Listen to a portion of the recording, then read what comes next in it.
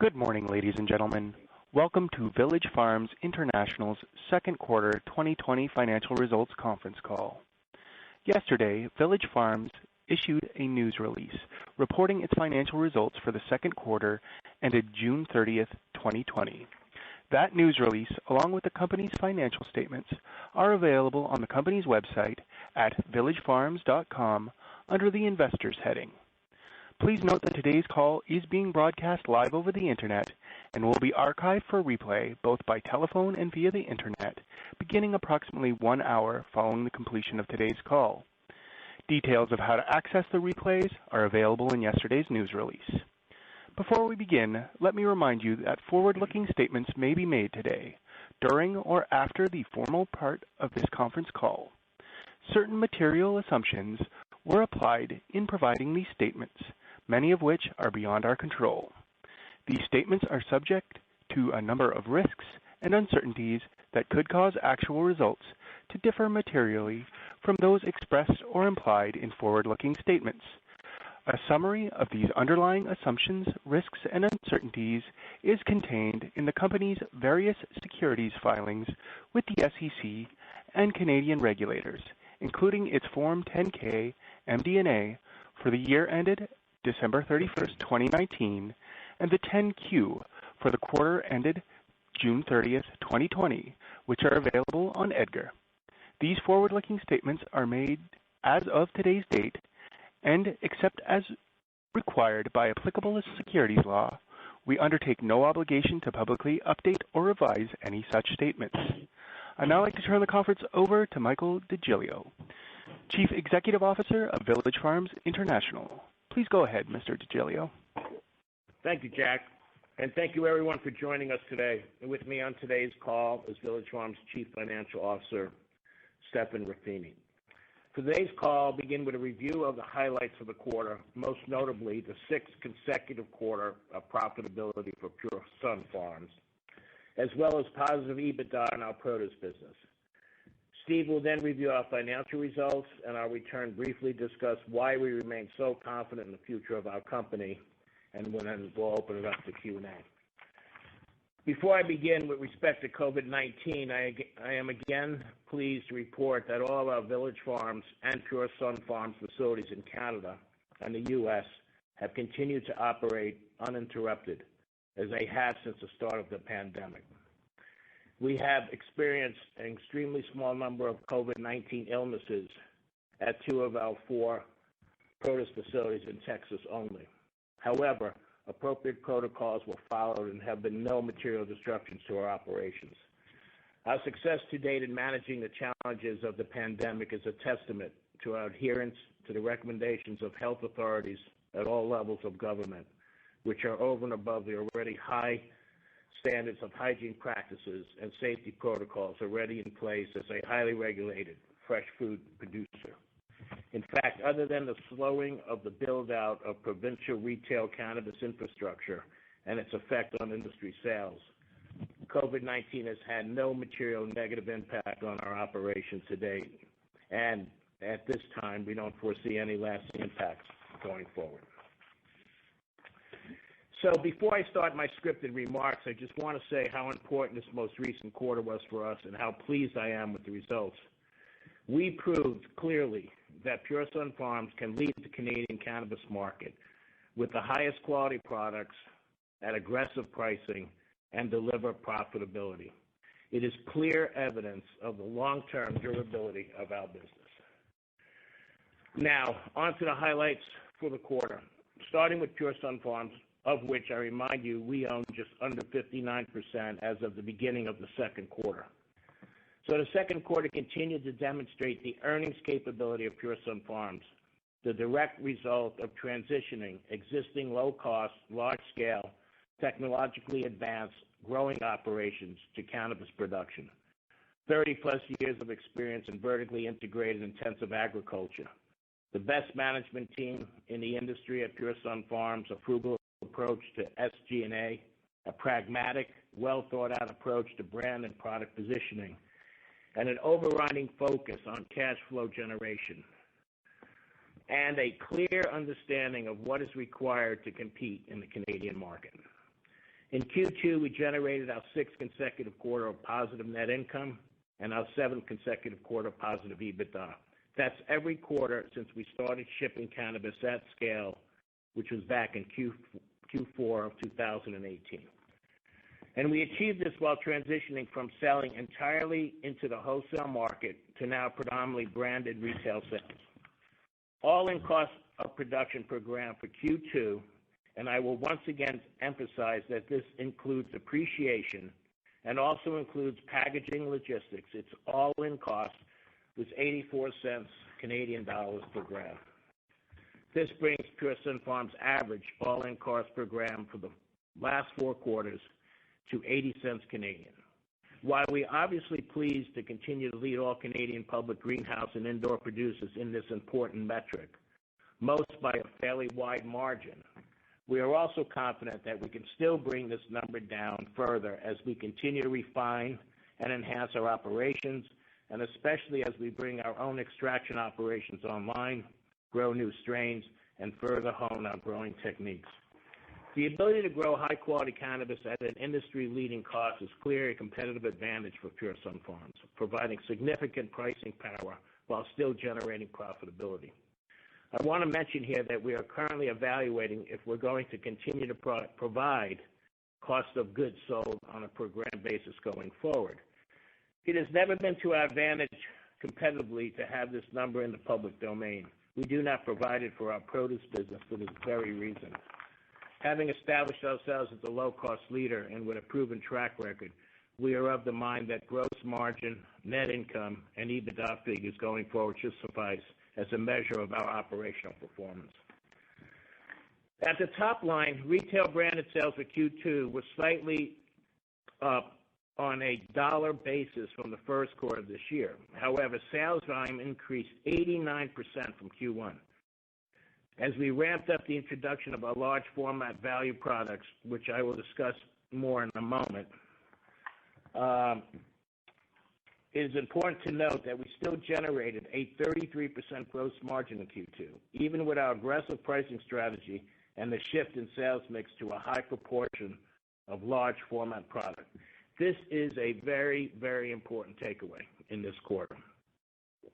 And we also demonstrated with this aggressive pricing, again, because we must compete with the illicit trade, we can impact the market.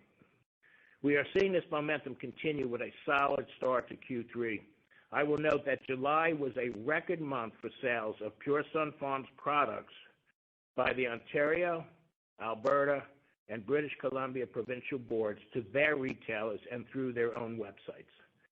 Wholesale sales, as expected, were down sequentially from the outside levels in Q1, which included some large non-monetary sales to extractors in which we exchanged flower for distillate. We are seeing an uptick in sales activity to other licensed producers. We believe this to be a result of the continuing challenges that some of our other producers are having around growing quality cannabis at scale and at a viable cost of production. We mentioned previously that one of our corporate goals is to attain 20% market share of the Canadian market while providing 35% of the cannabis supply. And I'll note again that when comparing Pure Sunfarms' Q2 results to those of last year, the entirety of Q2 2019 sales were wholesale sales, no retail, prior to the receipt of our license to sell directly to provincial boards and enter the retail market. Recall that this was a wholesale market pricing was at its peak, shortage of product at that time, in the neighborhood of 3 times current wholesale spot price. That was just 1 year ago. That said, in the current wholesale environment, we are seeing the buyers will pay for the right product and high product. So ahead, notwithstanding any additional impact from the COVID pandemic that may have on the broader market, we expect a second half to the year for Pure Sunfarms, with a number of potential growth drivers. Those drivers being, first, legal cannabis market all continues to grow, now at a run rate above $2.0 billion, more than 1.5 times where it was just a year ago. This will be increasingly supplemented by conversion of illicit market consumers as price, quality, safety product, selection and access through more retail stores in the legal market continues to improve.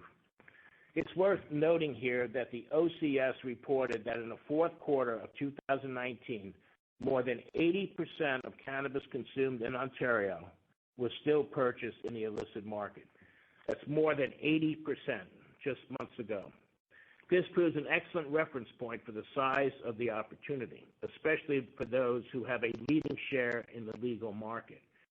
We have made it for one of our clear priorities since launching retail to lead the conversion of traditional users into the legal market. We believe this is ultimately how the majority of traditional users want to purchase, provided they can find easy access to quality products at an attractive price point. Secondly, we are seeing momentum in a number of bricks and mortar retail stores across Canada, especially in Ontario. Obviously, this will benefit many suppliers, but clearly, Pure Sunfarms stands to benefit disproportionately given the strength of its market share, again, especially in Ontario. Third, we continue to launch new products in the dried flower category, which still, by far, is the largest market and probably for the foreseeable future. And then rounding out its SKUs in terms of package size and adding two exciting new strains, including high THC strains this quarter. We've entered the market with aggressive pricing, and our large format value products have consistently ranked among the best-selling dried cannabis products with the Ontario Cannabis Store since their launch at the end of Q1. Fourth, we expect Pure Sunfarms will continue to add new provinces. It began shipping to Saskatchewan at the end of Q2 and Manitoba last month as well. These two provinces added access to an additional 10% of the Canadian market. Pure Sunfarms products are now available in 5 of the 6 largest provinces, which make up 70% of Canada's population. The majority of the remaining 30% is Quebec, so clearly that market is a high priority for us moving forward. Finally, and most importantly, Pure Sunfarms will start shipping its first bottled oil and other 2.0 products for retail sales, beginning with its 3 largest markets imminently. And we will continue with our aggressive pricing strategy while continue to elevate quality and offer products that consumers want. It is a proven winning proposition. It is also a necessity to capture share from the illicit market. This is how to compete in the Canadian marketplace. Importantly, Pure Sunfarms will enter these new categories on the back of its continued leading market share in dried flower. Our strategy was to first establish a commanding position in dried flower, which still dominates the market, as I said, before entering new categories. I am pleased to report that for Q2, Pure Sunfarms was once again the top-selling dried flower brand by volume with the Ontario Cannabis Store, with just shy of 14%. That marks 3 consecutive quarters in which Pure Sunfarms has been the top-selling brand every quarter since Pure Sunfarms entered the retail branded market in late September last year, and I'm smiling as I say that because it's an incredible accomplishment by the Pure Sunfarms folks.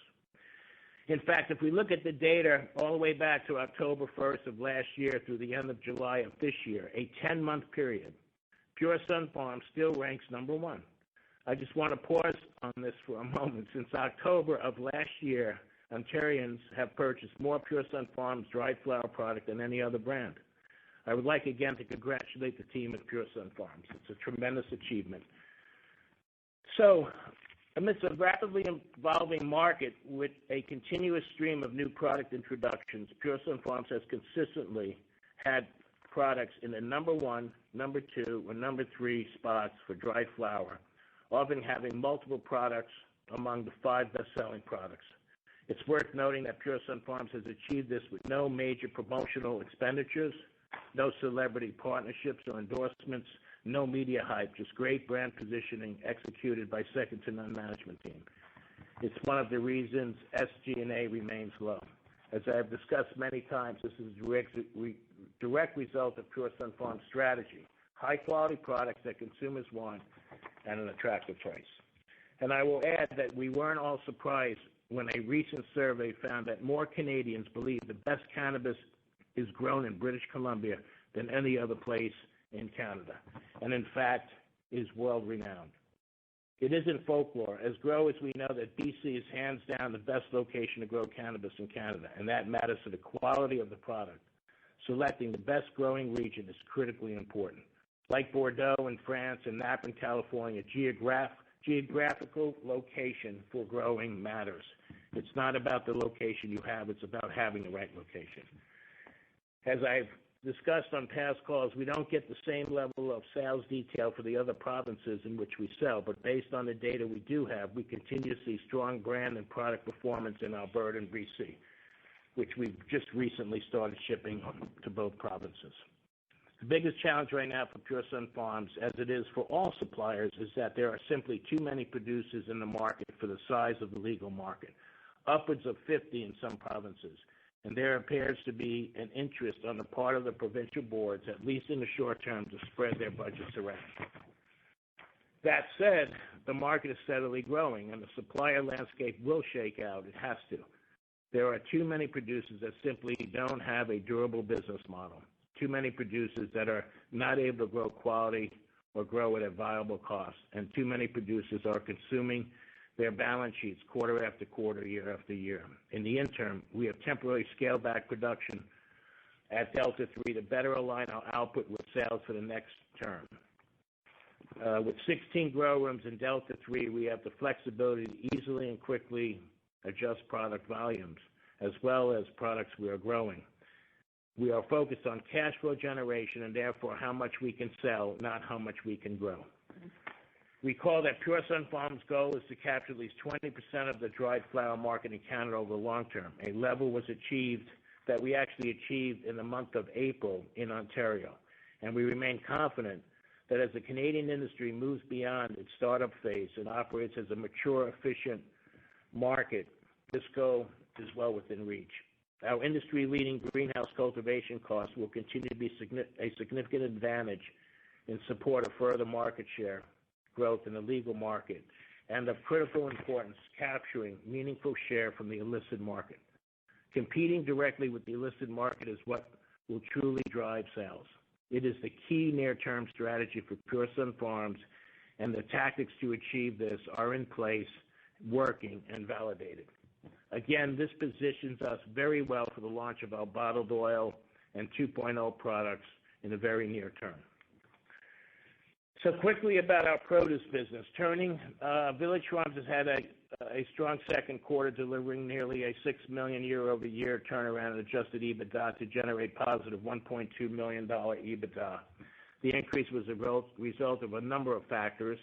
First, we continue to make steady progress on our strategy to transition our own growing capacity that we displaced for cannabis to partner growers in both Mexico and Canada. Second, we continue to focus on cost management. And third, we benefited from higher pricing due to the elevated consumer demand resulting from more consumers now eating at home. The vast majority of our produce business is through grocery stores and not food service. Pricing has remained strong in Q3. This is especially encouraging given that the organization that underlies our produce business is the engine that is driving our next phase opportunities as we continue to position Village Farms for the evolution of cannabis and CBD, both domestically and internationally. I want to note here that since entering the cannabis space back in June of 2017, Village Farms has not hired one additional person to pursue these opportunities. We have leveraged the breadth and depth of capacity of our existing organization, with our produce business paying the overhead to pursue this outsized potential. It really underscores who Village Farms is at its core, a vertically integrated company that continues to produce high-return agriculture-based products. So going on quickly to the U.S. CBD and cannabis. In the U.S., we continually closely watch and are active in the regulatory developments around CBD. We are somewhat encouraged by the FDA's recent comments about providing a clearer regulatory framework around the use of CBD in products, as well as the prospects for federal legalized high-THC cannabis in the USA. With one of the largest greenhouse footprints in North America, we can move instantly on either of these markets, and already having a head start on a conversion of our Permian Basin facility. We intend to be a major force in the U.S. market.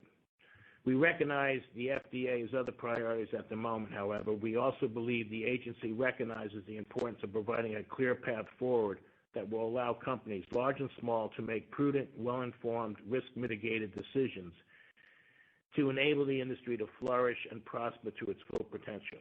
Let me be clear, we are currently in a holding pattern, but we are fully committed to the CBD market. We have just seen too many companies struggle with vague regulations and broader industry that is significantly hamstrung by the resulting risk.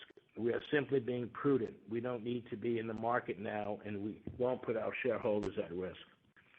On an international side, Pure Sunfarms is clearly and consistently executing on plan in Canada, and we believe is well positioned for growth for years to come as one of just a few large industry suppliers that will dominate the market.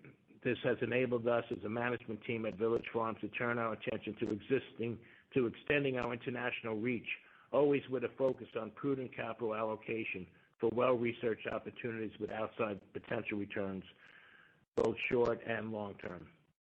We took our first step in July with an acquisition of just under 16% of a Netherlands-based business called Dutch Can Grow.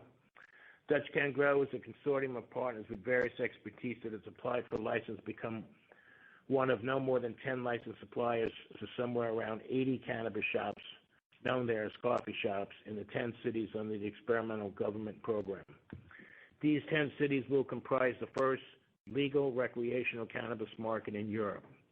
The intention of the program being to improve the safety of cannabis products in the Netherlands and curb the criminal involvement resulting from the current illegal climate of growing and supplying products to the Netherlands. There are many companies vying for just a few licenses, but we are optimistic about our prospects, based not only on the outstanding group of partners at Dutch Can Grow, but the specific cannabis experience in Canada that we bring to the table. While the long-term possibility that the program could be nationalized to more than 500 coffee shops, this opportunity is meaningful in and of itself, but we also view it as a potential springboard to other legal cannabis opportunities, especially in the European markets. And, obviously we realize these are long-term decisions, and we're excited about that. Some of these markets may take years to develop, but it's important that we stick a flag in the ground now, and that's what we're doing. And then also, we recently acquired 6.6% of Australian-based Altium International, which is one of Asia-Pacific's leading young new CBD platforms with high THC cannabis opportunities in Australia and New Zealand, with the option to increase our ownership. Altium is pursuing the Asia-Pacific market via 3 channels: proprietary consumer brands, commercial CBD ingredients for foods, beverages, cosmetics, and other consumer packaged goods, and educational experimental retail stores for both Altium's own and partner products. They are already off to a great start in Hong Kong, which has one of the most progressive regulatory environments for CBD, and are building out their presence in other large target markets. We are actively exploring other international opportunities that will leverage our Canadian success to date in Canada. And I do want to take this opportunity to remind you that our Village Farms International Farm, 2.6 million square foot Delta 1 facility adjacent to the Pure Sunfarms greenhouse facility, is available to transition to CBD or high THC cannabis for export, should Pure Sunfarms choose not to exercise its option on that facility prior to the expiration in September 2021. I'd like to turn the call over to Steve, and he'll take us through the results, financial results in summary. Steve? Thanks, Mike. I will review some headline figures from our Q2 results by business line. First, produce, while not the business line that most want to talk about, is our historical business and base business as we move into a new agricultural-based CPG business line. Our top line Q2 produce sales increased year on year by 15% in U.S. dollars to $47.6 million from $41.3 million, with cost of goods sold relatively flat year on year, resulting in an improvement in our gross margin of $6.5 million from 2019. providing a gross margin percentage of 7.4% in the second quarter of 2020 versus a negative gross margin in the second quarter of 2019 of 7.2%. Historically, Q2 has been a tough quarter for our produce business due to the dynamics of the North American tomato supply business, as all U.S., Canadian, and Mexican greenhouse producers are producing in this 3-month period. Basic economics presides. Higher supply and a relatively flat year-round demand business results in historical challenging market pricing in the spring and early summer months, year in and year out. But historical dynamics, like many things in 2020, have been turned on their head, in our case, to the positive. We are experiencing increased demand consumption from our retail customers, who, as Mike mentioned, are big box grocery store, national grocery store chains, as most people are staying at home and eating at home, while tomato supply around the world has its own issue with its own virus, which is resulting in lower tomato supplies. So basic economic 101 is occurring. Increased pricing. Year on year, our Q2 2020 average tomato pricing increased 39% from our average price in 2019. The increase in pricing was even more prevalent in our large commodity tomatoes, beefsteak, and TOV, as we have seen an increase in consumption in larger tomatoes since the outbreak of coronavirus, a reversal of the consumer trend over the last few years to smaller, higher-priced, more flavorful tomatoes. We're forecasting a continuation of strong year-on-year pricing, resulting in positive EBITDA and cash flow from our produce business, which is bearing all the public company costs of Village Farms for the remainder of 2020. Now to the headline cannabis business. For the new investors, our cannabis business today, our cannabis business is solely through our Canadian joint venture, Pure Sun Farms. While Village Farms owns 58.7% of Pure Sun Farms, we cannot consolidate it as we do not control it. As such, its Pure Sun Farms financial results only show up in the Village Farms statutory results as a one-line item in our income statement and a one-line item on our balance sheet. We do show the full Pure Sun Farms balance sheet and income statement for the quarter and the 6 months ended June 30th in U.S. dollars in our financial footnotes, which are available in our 10-Q, which was filed last night, which was published as of this morning. Pure Sun Farms saw a substantial decrease in sales margin and EBITDA in Q2 2020 when compared to Q2 2019. The market conditions, the Canadian market, and demand and supply aspects have clearly changed materially in the last 12 months, and not due to coronavirus, as some have blamed. As such, comparing our Q2 2019 and Q2 2020 results is not indicative of the progress Pure Sun Farms has made. In Q2 2019, the marketplace was 100% wholesale. Everything Pure Sun Farms producing essentially was being purchased by other LPs in anticipation of Cannabis 2.0, as well as the expectations by the Canadian marketplace of continued and quick rollout of provincial retail outlets, which did not occur. Jumping to a year later, we have a total different marketplace dynamics. We clearly have too much supply and, as Mike mentioned, too many suppliers. Hence, the average retail channel price in Q2 2020 is less than half of the Q2 2019 wholesale price that we received, resulting in a material change when you look at our results on a year-on-year basis. A better comparison is comparing Pure Sun Farms sales in Q2 to Q1 of 2020, but that too did experience a substantive change due to both the compression of demand as a result of store closures and stay-at-home orders in Canada, but primarily driven by the demand for the large format product versus the small format product, which historically had, or at least historically for 6 months, had been the driver of our business.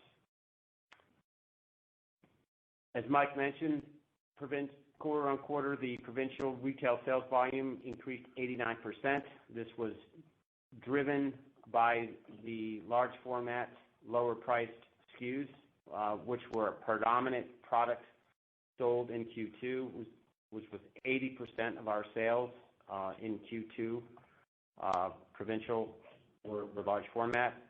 But as our results show, still a very profitable business for us, which is reflected in our gross margin.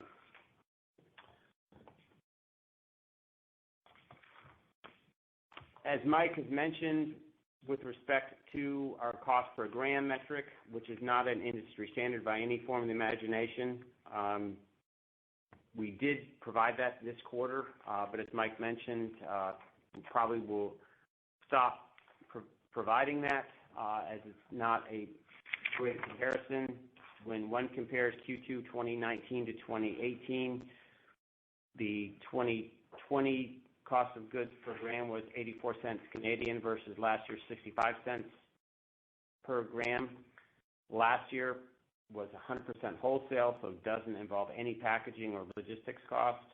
In 2020, with predominantly most of our volume going to retail, which will probably be the case from now going forward, our cost of goods sold will reflect packaging, logistics, as well as increased post-harvest labor involved with handling and treating the post-harvest flower and trim, which will become more prevalent as we enter Cannabis 2.0 in the third quarter.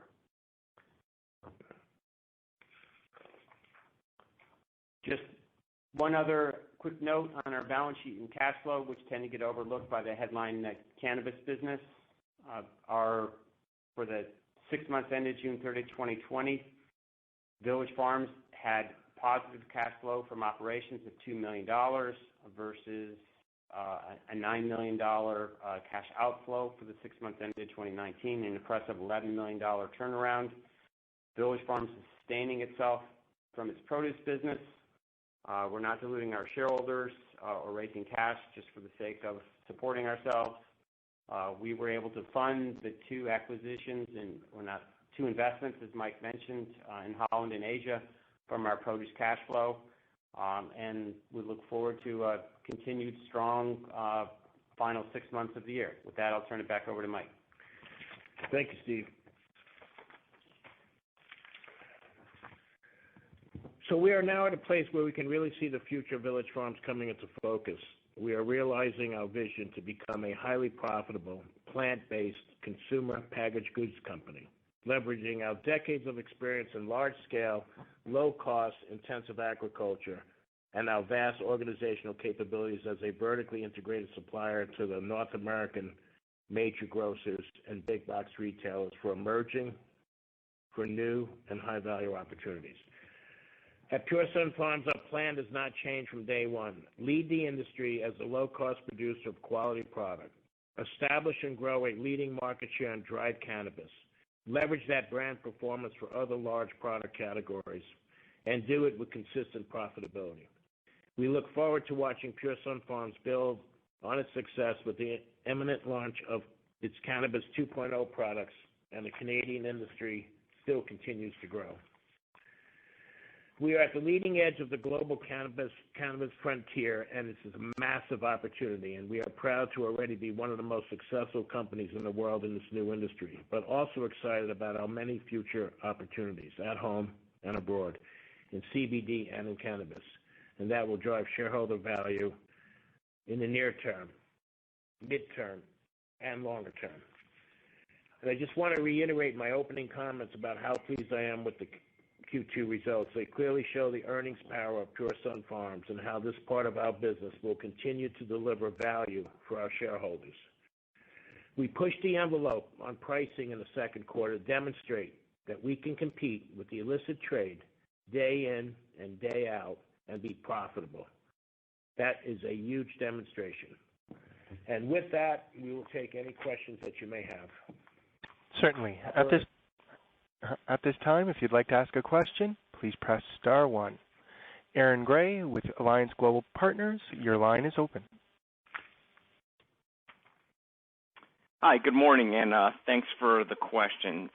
I guess, first one for me, and also congrats on another, quarter of profitability for Pearson Farms. But, first one for me, as we look at the top line on the retail side specifically, you mentioned, still doing well in Ontario with 14% market share, still in the early days of Alberta and BC, but specifically with those two provinces, you mentioned, a lot of competition and competitors there. So just wondering if you could give some color in terms of how much that's kind of impacted the repurchase rates there, and if it's kind of going to take some of the shakeout before you see more meaningful contribution from, those two provinces, or just any color there in terms of how we should expect kind of ramp up in those two provinces to come. Thanks. Well, you can't forget that the second quarter was an interesting quarter because of the pandemic. What happened towards the end of the first quarter, February and clearly March, there was a huge purchase at the provincial levels. A lot of pantry hoarding was going on. And that's had an impact sort of at the beginning of the second quarter, especially April. So, so when we look at the second quarter, there were a lot of things that were impacted due to the coronavirus, and it started to smooth out, halfway through the second quarter. But remember that, we didn't really, in March is when we launched in BC with our large format, and we actually launched in the OCS on 4/20 in April, so tied to that date, and then Alberta followed. So a lot of our impact really started as far as sales increases towards at the middle to the end of the second quarter.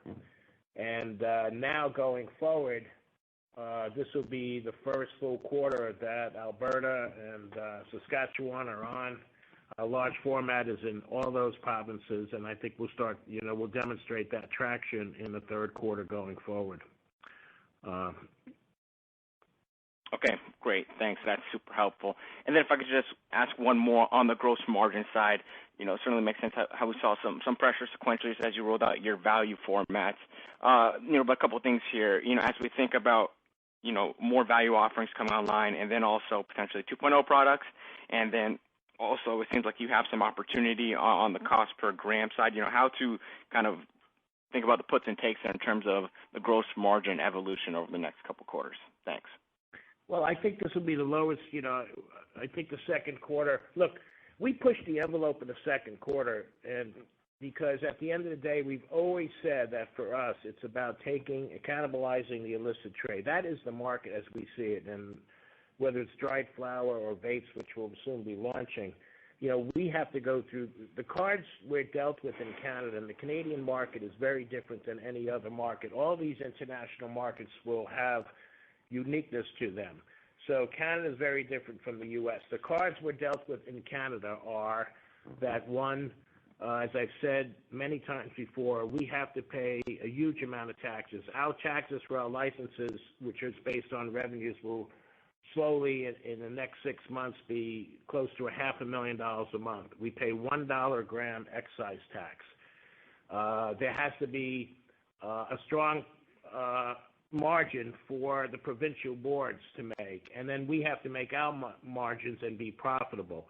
And the second quarter demonstrated that if we're going to take the market share from the illicit trade, which is clearly, as I mentioned, 80-90% of the existing market, we have to compete with that. In the U.S., that's not the case. Less and less, the illicit trade is less and less of a issue in the U.S. market, but it's clearly there in Canada. So whatever the gross margin came out, and we were very pleased that it came out north of 30%, which I think will be the very low end of the scale going forward. We demonstrated that we can survive, be profitable, be cash flow positive, and take market share. I mean, we were able, if the market moved 5 or 10% from the first to second quarter, we were able to increase our sales 90%. That really shows the power of being aggressive in pricing. And, and I'm not even sure aggressive is the right term. It's a requirement to compete with the illicit trade. So as we introduce more single strains that have drivers like high THC, that commands a greater price, as we deliver our 2.0 products that have higher gross margins, those numbers should be increasing. So I think this quarter, as I said, was a huge quarter to demonstrate that we can be viable at these prices and be profitable. So then I think we'll show that going forward. Thanks for that color. That's helpful, and I'll jump back in the queue. Andrew Partheni with Stifel GMP, your line is open. Thanks for taking my questions. I wanted to touch on a little bit of the dynamic of the provincial boards, their purchasing and the stock levels. I mean, you guys are obviously doing exceptionally well with sell-through, with the stat that you mentioned, PSF being the best brand in Ontario. But anecdotally, I've seen at times that your product is out of stock. Could you maybe touch a little bit on that, provide a little bit of extra color with regards to inventory levels? I'm wondering, if the provinces kind of increase their repurchasing of your product, given it's so popular, that your sales could, especially in this quarter, have been significantly higher. Yeah, I mean, this is Steve. Thanks for the question, Andrew. It's a continuing issue. Obviously, we see that. Pure Sunfarms sees that. To some extent, these provincial buyers are, let's say, not similar in behavior to what we deal with in the produce business, a commercially driven P&L manager, buyer who's driven by P&L. These provincial buyers, Ontario as an example, have, I think, upwards of over 50 suppliers to flour, which is an incredible number of vendors. So to some extent, and Pure Sunfarms has been told this, that the provincial buyer has a certain dollar amount that he can buy, and they have been told in certain instances when something's out of stock that essentially it can't be reordered at this time because essentially the money for purchases has been spent. So to a large extent, obviously an out of stock is a lost sales. That's how we look at it. That's how Pure Sunfarms looks at it. But to some extent, as Mike has mentioned, the Canadian system is the Canadian system. It is one of the headwinds that all the LPs have to deal with. You're dealing with provincial buyers, not commercial buyers who are necessarily looking at, in the case of a produce buyer, dollars per square foot. That's just not how these provincial buyers are currently operating. That said, they have changed their behavior. Pure Sunfarms is seeing more frequent purchases from what occurred in early 2020 and late 2019, which was large purchases, and we wouldn't see any reorders for a month. Now we're seeing in places like Ontario weekly orders, which is helpful to Pure Sunfarms and allows it to restock those SKUs that are moving, and hopefully avoids overshipping SKUs that don't move. This is a consumer branded goods business at the end of the day. So new SKUs, as the case is with large format, can negatively impact existing sales of small format. That did occur. Yeah, and if I could add to that, I mean, we have to understand and be patient that this is a whole new nascent industry, and they're feeling their way too, and I think they're doing a great job in just early days here. So when you see SKUs that are selling well that are out of stock, it's just part of building a new base business for them as well. So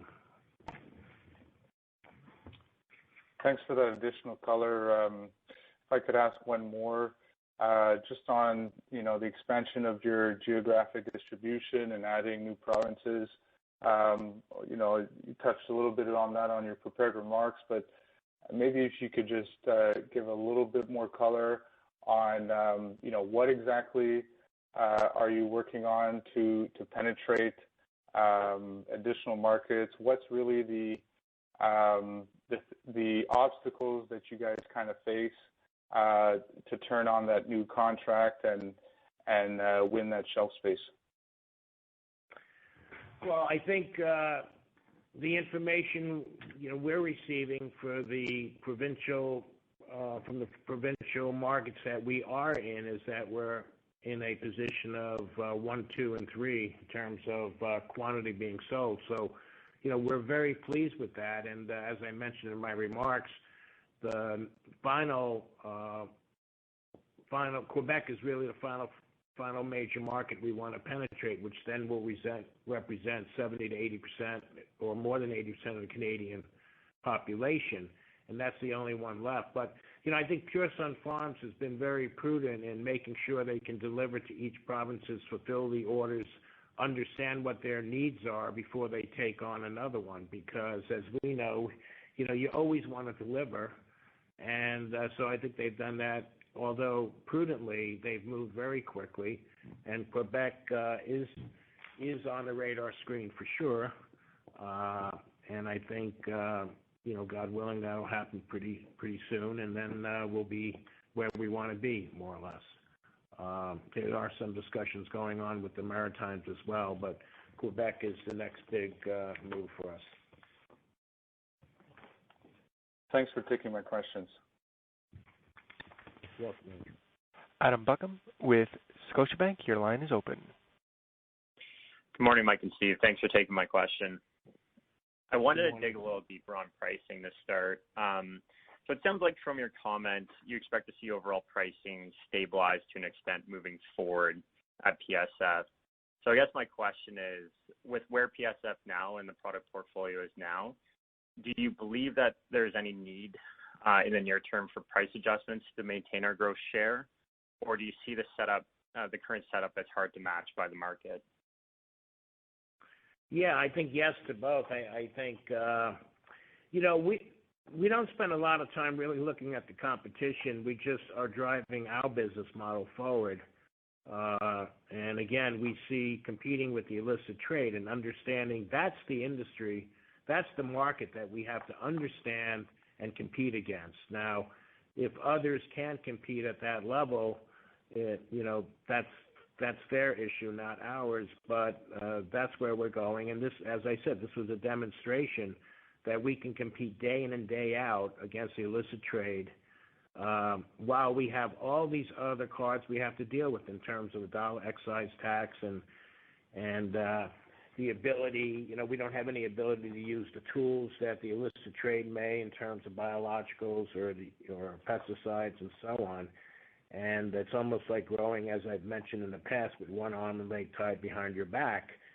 But those are the cards we're dealt with. That is the market in Canada, and we have to learn to compete, and I think they're doing it very well. So with pricing, yeah, they kind of went to the mat here, and that's why I'm really excited about it, because going to the mat and generating north of 30%, which, 30 to 50% for a traditional mature CPG business, I mean, that's probably a sweet spot, and this is sort of the low end of that.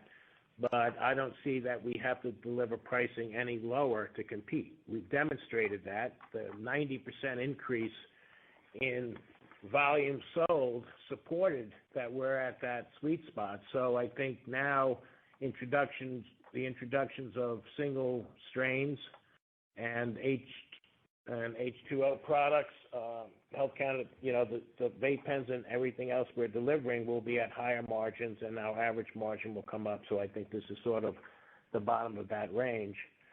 And not to be redundant, but it shows where we compete, and gives us a lot of confidence in the sustainability and durability of our business model. Those are great comments, thanks.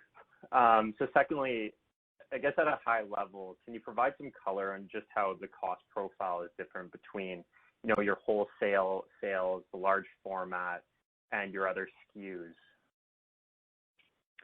Probably not too much. That would probably we don't want to give too much out to the competition, but, our large format is high quality and it's very good product. So it's just, we found a way we can do it. I think, not saying maybe we were the first to introduce it, but clearly we've been the most successful in that introduction, and it's resonating very well with consumers. And that's sort of our, a little bit of our IP, so to speak. But we're, we're looking at producing, we're doing a lot of things in our new processing center, hand drying and, coming up with the creation of products that others may deem more of a craft side. And so we have a full array to meet all consumer needs going forward. But I think the bulk of the market still remains flower, and the value-added pack is still going to rule going forward. So. Okay, that's great. I'll just squeeze one last one, more on the produce side. So I think Steve might have mentioned the supply and demand dynamics in the tomato market and how it was a tailwind for pricing.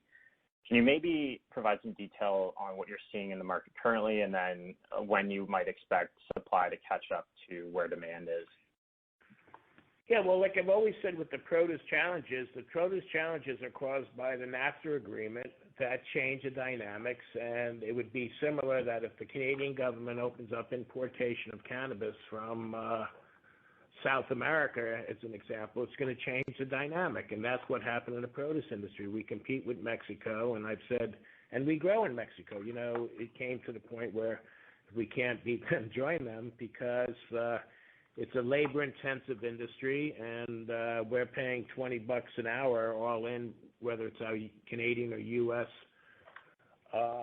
assets, and that includes, of course, benefits and all. And Mexico is still more or less at $6 per day for agricultural wage. So, so I think with the pandemic, what's happened is obviously people aren't eating out. As I said in my remarks, 90+% of our sales are to retail food chains, not food service, which has taken a huge hit due to nobody eating out.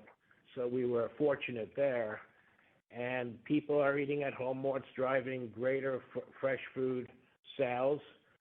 And I think we're actually seeing much more of a stronger interest in U.S. product as well with some of our customers. So I think that's driving it, and I think we feel it's pretty sustainable. I think there's going to be a lot of changes in the behavior of how people operate. People are getting comfortable eating at home.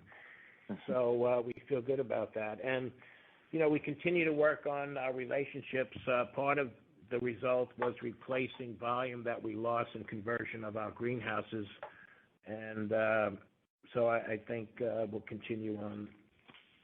I hope that answered your question. Yeah, no, it certainly does. Thanks. That's it for me. Eric Delory with Craig-Hallum, your line is open. Okay, great. Thanks for taking my questions, guys. So I want to focus on the wholesale market. It's good to hear, at least on the retail side, that you think this price level is sort of the bottom here. You mentioned you're seeing a bit of a revival in the wholesale market.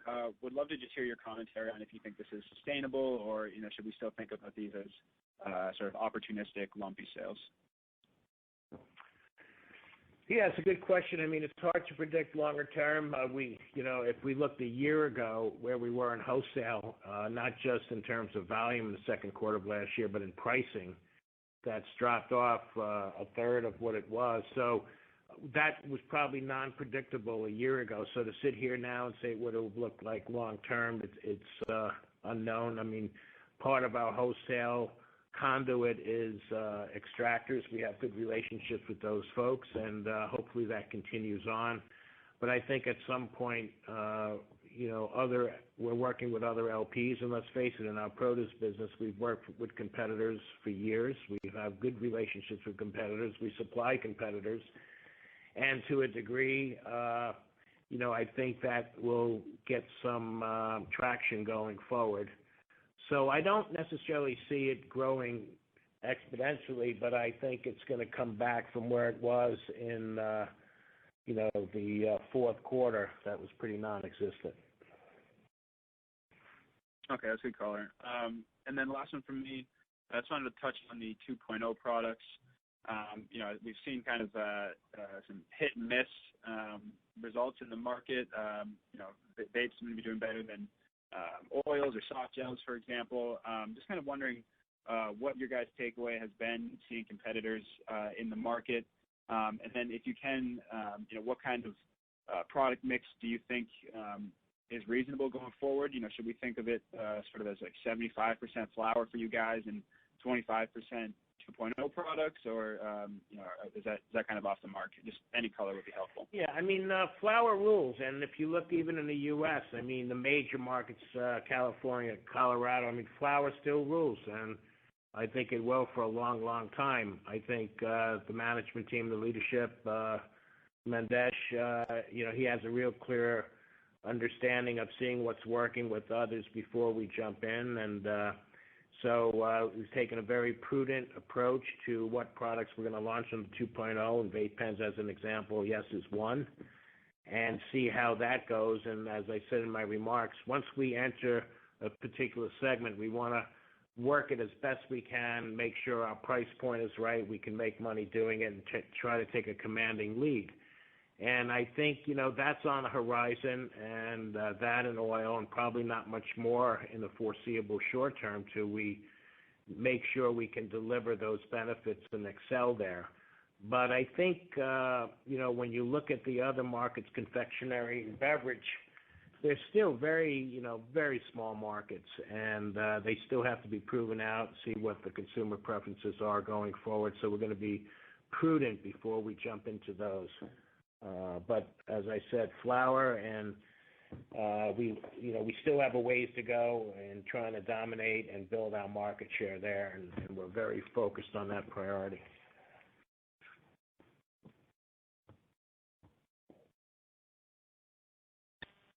Rahul Sarugaser with Raymond James, your line is open. Morning, Mike and Steve. Thanks so much for taking my questions, and congrats again on your EBITDA streak. It's definitely to be commended. So I guess my first question is a bit more of a macro question. We're seeing the market, as a whole growing, and in terms of dollar amount. But that said, of course, now we're also seeing incumbents, including yourselves, with relatively flat revenue quarter to quarter. So, are you able to sort of comment on this dynamic? What do you think is driving it, and do you think that it's something that will adjust over time as the market matures?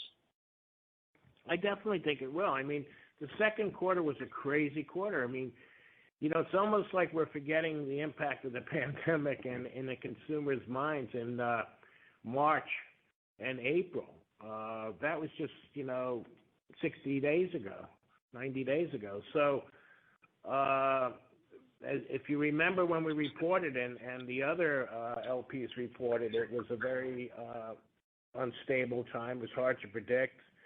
We weren't sure if the infrastructure rollouts by the provinces like Ontario would slow. People were staying at home. So it's really hard to look at what's happened there. So I think when, we're already into the third quarter, and I can tell you in the third quarter we're seeing, much more stabilization, and we're seeing growth. So I don't think the second quarter is probably indicative of where the market is going. And that's why I'm really pleased with it, because, we went through that and we got through it in a very strong way. And I think we've actually said that we see growth in the third and fourth quarter continuing, not just because of the launch of our new products and new strains, but increasing market share and further penetrating and cannibalizing illicit trade. Yeah, great. So on a macro level, I think, I feel very optimistic about it. Right. That's really helpful. And then just one follow-up question. You identified Quebec as the next vanguard province to penetrate. We recognize that HEXO has a quote unquote preferred supplier position in the market, whether artificial or not. How do you plan on dealing with that particular dynamic in Quebec as you penetrate? Well, that's classified.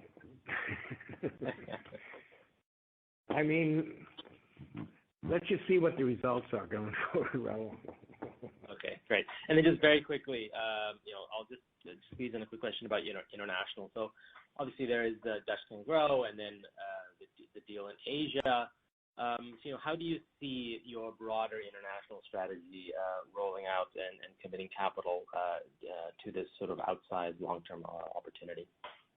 Yeah, well, that's the key is long-term. I mean, you could break these segments out. People can say, well, the CBD market, we thought we would have a lot greater traction today from December of 18 upon decriminalization, but of course the monkey wrench of the FDA thrown in there, and we said we're taking a prudent approach.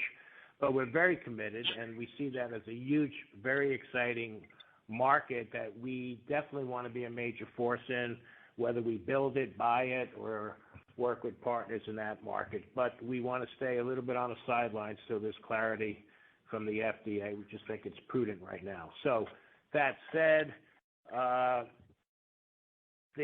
we've always said if and when on legalization of high THC or decriminalization of cannabis in the U.S., obviously many folks are talking about it.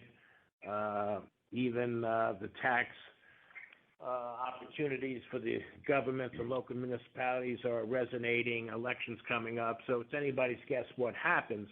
But the opportunity is massive, and comparing it to Canada, it's just so massive. And, we're ready to go. I mean, I would be honest with you that every day that I don't really focus too much on the Canadian market because Pure Sun Farms is doing their job and penetrating and doing well. But I look at the U.S. opportunities, and I wonder, how long before anyone not in that marketplace will not have the same opportunities as those who can compete in the U.S. market where we can today. However, that being said, having such a large footprint in what we consider the best growing region or one of the best growing regions, Texas, where we are in Southwest Texas, is probably the equivalent of what BC is to Canada in terms of growing conditions. So we have that footprint, and we can pivot instantly, and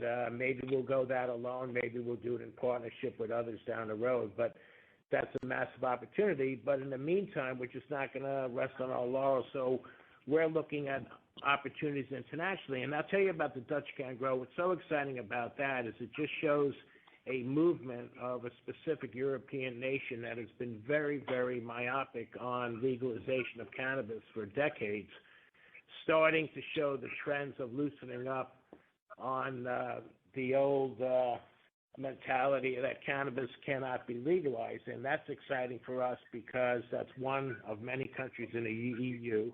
And that's why we're excited to be there. But these opportunities, are also very long-term. We're not looking at adding positive cash flow in the short term. But so the decisions we make today are a combination of what we think can be a short-term benefit, medium-term, and long-term. We want to be at all three levels because the opportunity is massive over the next decade. And, we're pursuing that. Great. Thanks very much for taking my questions. That's all for me today. Thank you. Doug Cooper with Beacon Securities, your line is open. Hey, good morning, guys. Mike, just on the value pack, you said it was 80%. I think Steve said it was 80% of revenue in the quarter. How big do you think the category can be in total? Percentage of the market? The large format? Yeah. Yeah. I think under the current, again, like we saw in tomato business, we've seen a movement towards the lower priced product. So I think for foreseeable future, the large format for dried flower will be the predominant SKU in the marketplace. Yeah, if we even look at our numbers, like March, when we just started to launch it, that small format was greater than 50%, and we were at about 40% on large. That jumped to 60 in April, 76 in May, 86 in June. So in the second quarter, it really went from almost non-existent in the first quarter to 78% as compared, and small being 20. So I think that can give you an indication. Now, when we launch new SKUs, it may change, but I think a 70-30, 60-40, 80-20 is clearly possible. So the large value pack priced at, I think, when you break it down, $3.50 a gram for a retailer, for a retail price. Price point seems to be great for the consumer. Would you put that same price point in a smaller package? Is that part of the SKU new SKUs you're coming out with? Not necessarily. I think we have to be attractive there as well, but maybe not to the extent of the large format. Your packaging costs and all that stuff, handling costs on the smaller format, it's substantially higher than it is on the large format. So you can't do that in the same value that you can in the large format. That's the beauty of the large format to the consumer, right? Yeah, so when you really look at where we are, maybe because of a number of reasons, but in June at 86% large format versus small, that really drove the margin down, but still north of 30%, which I think is pretty incredible. So as we introduce more products and our volume goes up, even if the large format remains a very large percentage with increasing sales, we feel very confident our gross margins will increase, even if we maintain that lower aggressive pricing rather on the large format. And part of the impetus for that, Doug, was going to retail in BC at the black market price of $99 per ounce.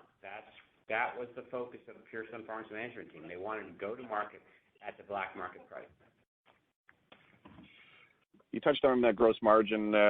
You think potentially can move higher as you progress throughout the year and into next year.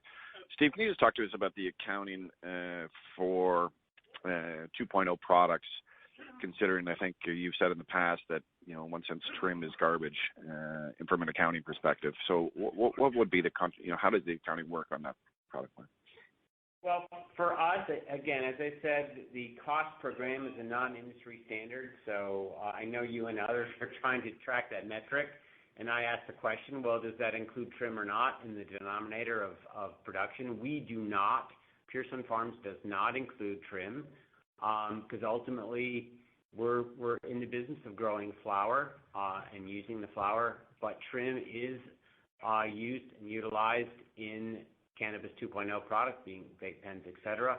Obviously, the cannabinoid content of trim is the same as it is with number one flower. So for Pure Sunfarms, I can't speak to anyone else. For Pure Sunfarms, Cannabis 2.0 will be helpful in our gross margin because we value the trim at zero on our accounting books. So that'll improve the margin of Cannabis 2.0. So that input, the percentage of trim in the Cannabis 2.0 product is zero cost. Yeah, and also, Doug, I want to add to something. I have some numbers, just looking at where we're headed in sort of July is where the large format was 80% of the volume in Q2, it sort of dropped to 60% in July, and even down to 45-50 initially in August. So, it's going to be interesting to see if a big driver of that was also tied to the pandemic as well. And we'll get some more color on that over the next quarter or two to see how it averages out. So I think it's still too early to say specifically what that split will be. Okay. And then just two more quick ones for me. The $12.9 million of net sales in the quarter, how much was that was Ontario? We don't. One, I don't have that information. Two, I wouldn't give it to you if I have it anyway. Okay. And CapEx requirements for the second half, given you're pulling back, I guess, on D3. Maybe just give an update where you are on D2. Obviously, that's not planting there. So what's the CapEx? No, there's no real CapEx requirements for the rest of this year. Delta 2 has had most of the investment in there. It may only need a few $1 million to kick it off. And we're starting to look at longer-term projections of capacity requirements into the third quarter next year, where we feel we may start turning Delta 2 on as well. But, we're going to produce what we can sell and maintain our inventories levels at the level we want. You've seen a lot of companies, I think, just producing, can't sell for whatever reason, taking write-downs and we're just going to manage that process. But as far as CapEx goes, we're in good shape. And sorry, my final one, just you just mentioned it, so I'll just ask the question. We've seen a lot of inventory write-downs at other LPs. Pure Sunfarms inventory stood at $36 million US at the end of the quarter. Any comments or comfort around that inventory level? We're comfortable with the inventory level. Obviously, we tested for recoverability, so we've gone through that exercise. So very, very confident with the inventory that we have. This is a consumer goods industry at the end of the day. So as new SKUs launch, it could impact in the future down the road on our inventory valuation. That said, the beauty of cannabis is you can extract. So if you have a strain that hasn't been as successful or is negatively impacted by a new strain that we've launched, and the reason large format is down to some extent in July and August as a percentage of Pure Sunfarms sales is because they have launched new strains. So the beauty of that, and they've taken a strain back in Ontario that didn't perform as well and was negatively impacted by the strong performance of other SKUs, is you can take it back and extract it and use the cannabinoid content in Cannabis 2.0. So getting to Mike's point, managing your production and manage for what you can sell and use and utilize in the near term is the way to avoid inventory write-offs down the road. Yeah, and we also feel like comfortable going forward with an inventory level of about 15 to 20 tons. So because as we roll out new products, we have that. So to just on Steve's point, we're comfortable where we're at for sure. Okay, great. And that's why we mentioned in the call, by the way, we did curtail some of our production at the beginning of the summer just to be able to catch up. And that's just managing the process. That has nothing to do with COVID or the pandemic. That's just managing the expectations. Perfect. Thanks, guys. Our final question comes from the line of Scott Fortune with Roth Capital Partners. Your line is open. Hey guys, this is Nick stepping in for Scott. Most of my questions have already been answered, but I just wanted some color on the CBD branding side of things longer term. How are you guys thinking about building your CBD brand globally in the U.S. ahead of any sort of FDA movement? You mentioned being on hold here, but any color in terms of brand strategy would be helpful. Thanks. Yeah, I mean, we just don't want to take any risks there, but we have a program. We're looking at products that are not being scrutinized by the FDA and deciding if we want to develop. We're still sitting on very viable, high-quality biomass. And we're looking at other opportunities with other companies. So I think, I can't say, Scott, at this point we're going to move forward because we just want to be clear with what the FDA guidelines are going to be. And we felt a little more confident in recent weeks. Hopefully after the election, things get focused on it. And so really looking at 2021 to sort of get back on course. Great. That's it for me. Thanks, guys. Thanks, Nick. Okay, I just want to thank everybody for joining us today. I hope we provided clarity. I personally am very, very excited about where we stand today and what we've demonstrated. Now we're clear that our foundation for our business model is solid, and we can build upon that going forward and then start to look at other opportunities both domestically and internationally. So we're excited. We look forward to reporting the next quarter, and we want to thank everyone for participating today and look forward to speaking to you again. This concludes the Village Farms International's second quarter 2020 financial results call. Thank you for your participation. You may now disconnect.